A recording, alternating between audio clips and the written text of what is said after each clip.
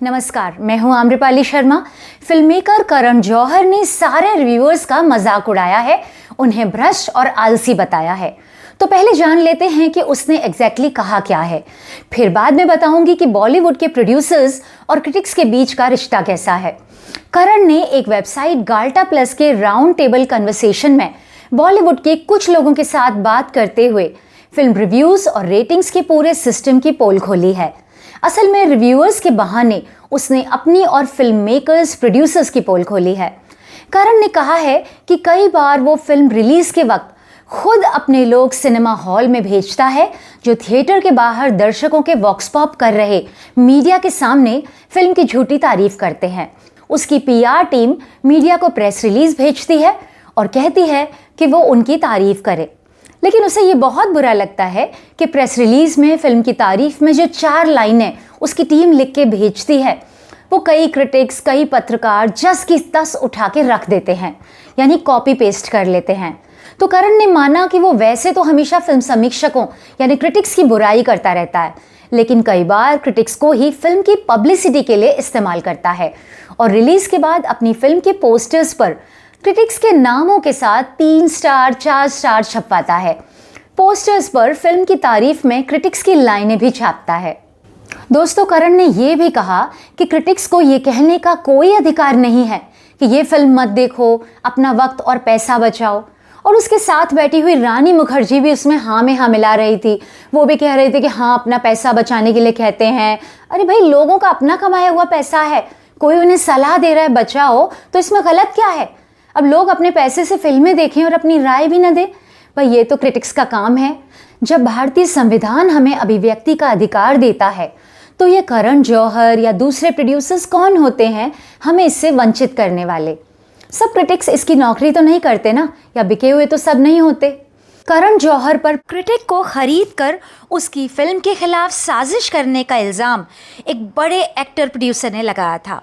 आपको याद होगा कि 28 अक्टूबर 2016 में जब करण जौहर की फिल्म ए दिल है मुश्किल और अजय देवगन की फिल्म शिवाय एक ही दिन रिलीज हुई थी, अजय देवगन के पुराने मैनेजर से प्रोड्यूसर डिस्ट्रीब्यूटर बने कुमार मंगत पाठक ने यूट्यूबर कमाल आर खान से फ़ोन पर बात की थी। KRK ने माना था कि उसने करण जौहर से 25 लाख रुपए लिए हैं। अजय देवगन ने ये कॉल रिकॉर्डिंग सोशल मीडिया पर पोस्ट कर दी थी। फिर KRK ने प्रेस कॉन्फ्रेंस करके अपनी सफाई दी थी। हाल ही में कॉफी विद करण के एपिसोड में अजय देवगन रोहित शेट्टी के साथ गया था और करण को बुरा भला कहने के लिए माफ़ी भी मांगी थी। भाई, ये बॉलीवुड वाले हैं, इनकी दोस्ती और दुश्मनी ज़रूरत के साथ बदलती रहती है। दोस्तों, न्यूज़ मीडिया में मैंने 20 साल काम किया, वो भी सारे लीडिंग पब्लिकेशन और चैनल्स के साथ। उसके बाद 10 साल एंटरटेनमेंट चैनल्स में गुजारे। कई इंग्लिश के क्रिटिक्स करण जौहर के खास दोस्त थे। उनमें से एक सबसे फेमस और ईमानदार कहलाने वाला क्रिटिक था राजीव मसंद, जो स्टार न्यूज़ और CNN IBN में अपना शो करता था। राजीव मसंद करण जौहर के बहुत करीब था। दुनिया इधर की उधर हो जाए, लेकिन राजीव मसंद करण की फिल्म को 5 स्टार्स ही देता था और खुल के उसकी तारीफ करता था, चाहे वो काल जैसी बकवास फिल्म हो या कभी अलविदा ना कहना हो। इसके लिए लोग उसे उसके चैनल की वेबसाइट पर ट्रोल भी करते थे।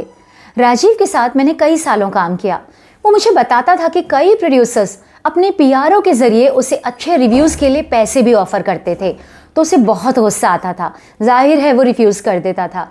फिर कई सालों बाद उसने CNN IBN की नौकरी छोड़ के करण जौहर की ही नौकरी कर ली, यानी अब वो करण जौहर की कंपनी धर्मेटिक्स का COO है। तो मुझे याद है एक बार एक प्रेस स्क्रीनिंग में हिंदी के कुछ समोसा क्रिटिक्स कह रहे थे कि सुभाष घई ने दिवाली पर इंग्लिश के क्रिटिक्स को सोने के सिक्के भेजे हैं, हम हिंदी वालों को इस लायक क्यों नहीं समझा? अब आप सोच लो ऐसे लोग कैसे रिव्यू करते होंगे।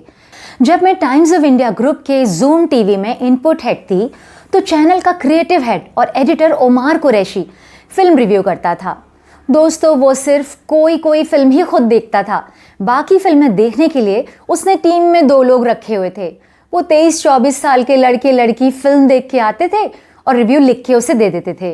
फिर ओमार कुरैशी फिल्म के प्रोड्यूसर डायरेक्टर से बात करके स्क्रिप्ट को एडिट करता था और फिल्म को स्टार रेटिंग देता था। अब मेरी समझ में ये कभी नहीं आया कि आखिर कैसे कोई क्रिटिक बिना फिल्म देखे रिव्यू कर सकता है और स्टार्स दे सकता है। लेकिन वो मेरा बॉस था तो मुझे खामोश बैठना पड़ता था। दोस्तों, असल में करण जौहर के फेवरेट पत्रकारों और ट्रेड एनालिस्ट का एक पुराना सर्कल है जो उसकी फिल्मों की सिर्फ और सिर्फ तारीफ ही करते हैं और कई बार उसके कहने पर किसी के फेवर में और किसी के खिलाफ स्टोरीज भी करते हैं। करण जौहर मीडिया को कैसे इस्तेमाल करता है, ये सुन लीजिए। आपको तो मालूम है करण और शाहरुख का कितना खास रिश्ता रहा है। बात तब की है जब डॉन फिल्म के दौरान प्रियंका चोपड़ा और शाहरुख खान की करीबियां बहुत ज़्यादा हो गई थी। अब करण और गौरी खान को ये पसंद नहीं आ रहा था कि कोई उनसे ज़्यादा शाहरुख खान के करीब हो। उन दिनों कई पत्रकार प्रियंका चोपड़ा के खिलाफ यानी एंटी प्रियंका स्टोरीज छाप रहे थे। कभी मिड डे में लीड स्टोरी आ रही है, कभी बॉम्बे टाइम्स के फ्रंट पेज पे स्टोरी आ रही है, यानी प्रियंका के खिलाफ रोज़ कोई ना कोई नेगेटिव स्टोरी छप रही थी। उनमें से कई अक्सर फैक्चुअली रॉन्ग होती थी यानी गलत होती थी। और शायद ये संयोग की ही बात होगी कि वो सारे इंग्लिश के पत्रकार या उनके एडिटर्स करण के करीबी होते थे। करण के पत्रकार दोस्त प्रियंका चोपड़ा के खिलाफ ब्लाइंड आर्टिकल्स भी छाप रहे थे, यानी बिना नाम लिए उसके बारे में घटिया गॉसिप्स लिखी जा रही थी। पूरा माहौल बना दिया गया था प्रियंका के खिलाफ। फिर करण की 40वीं सालगिरह आई तो 25 मई 2012 को उसने ताज लैंसन में एक ग्रैंड पार्टी रखी। पार्टी से कुछ दिन पहले उसने बॉम्बे टाइम्स से इंटरव्यू में कहा था कि उसकी बर्थडे पार्टी में बॉलीवुड से सिर्फ 2 लोग इनवाइटेड नहीं हैं, प्रियंका चोपड़ा और राम गोपाल वर्मा, जो कि उनका दुश्मन था।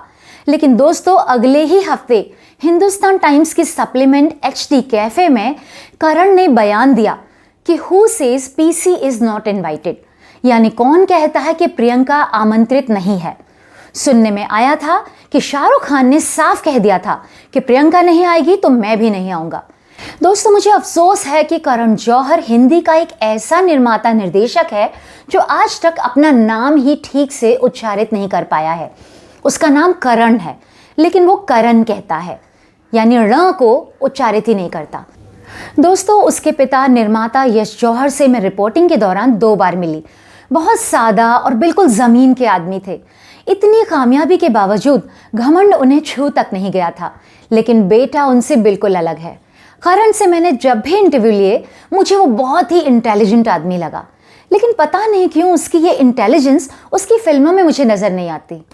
अब क्रिटिक्स और प्रोड्यूसर्स के बीच का जो रिश्ता है, जो एक दूसरे से उम्मीदें हैं, इसका एक और किस्सा मैं आपको बताती हूँ। 2011 में जब मैं मुंबई मिरर में थी तो एक बड़े फिल्म मेकर ने मुझसे PRO रिकमेंड करने को कहा। मैंने एक अच्छी PRO को उनसे मिलवाया भी जो कई निर्माताओं की फिल्मों का काम संभाल रही थी। लेकिन उस फिल्मकार ने उससे एक ही बात पूछी कि तुम कितने क्रिटिक्स को मैनेज कर सकती हो। अब ये मैनेज करने का मतलब तो आप समझते हैं ना। फिल्म की पब्लिसिटी में इस मैनेज करने का भी बजट होता है। और वो फिल्मकार बहुत ही बड़ा फिल्मकार है। उसकी कुछ महीनों पहले ही एक बड़ी ब्लॉकबस्टर फिल्म आई है और अब करण जौहर ने तो ये बात खुलेआम मान ली है। इन फिल्म मेकर्स और निर्माताओं से मैं सिर्फ इतना ही कहना चाहती हूँ कि ये सारा पैसा, दिमाग और मेहनत अच्छी फिल्में बनाने में लगाओ तो क्रिटिक्स को खरीदने की ज़रूरत नहीं पड़ेगी। तो अगली बार आप मीडिया के रिव्यूज़ और क्रिटिसिज्म देखें या पढ़ें तो मेरी बात याद रखिएगा, क्योंकि आज आपने सुन लिया है कि फिल्म प्रोड्यूसर्स, क्रिटिक्स की असलियत क्या है। वीडियो अच्छा लगा हो तो लाइक, कमेंट और सब्सक्राइब ज़रूर करें।